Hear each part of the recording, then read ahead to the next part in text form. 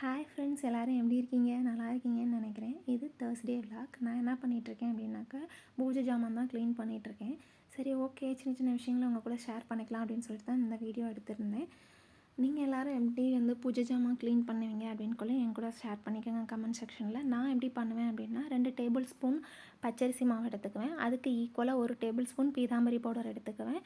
ஒரு அரை table spoon உப்பு எடுத்துக்குவேன். 1 டேபிள் ஸ்பூன் எலுமிச்சம் சாறு சேர்த்துட்டு நல்லா எல்லாத்தையும் மிக்ஸ் பண்ணிவிட்டு புது ஸ்க்ரப்பர் தான் யூஸ் பண்ணுவேன். புது ஸ்க்ரப்பரில் நம்ம கலந்து வச்சுருக்க எல்லாத்துலேயும் தொட்டு நம்ம விளக்கும் போது விளக்கு நல்லா பளிச்சுன்னு இருக்கும், பார்க்கவே சூப்பராக இருக்கும்.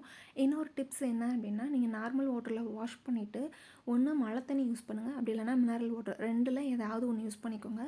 நம்ம நல்லா கழுவுனதுக்கப்புறமா மழை தண்ணிலேயோ அல்லது மினரல் வாட்டர்லேயோ போட்டு ஒரு 5 மினிட்ஸ் விட்டுருங்க.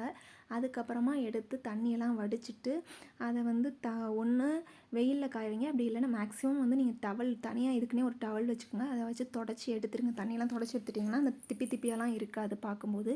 அப்புறம் நீங்கள் மஞ்சள் குங்குமம்லாம் வச்சு சாமிக்கிட்ட வச்சிடலாம். நம்ம குத்து விளக்கெல்லாம் நம்ம பொட்டு வைக்கும்போது என்ன பண்ணலாம் அப்படின்னாக்கா, எனக்கு இது ஐயர் சொல்லி கொடுத்தது.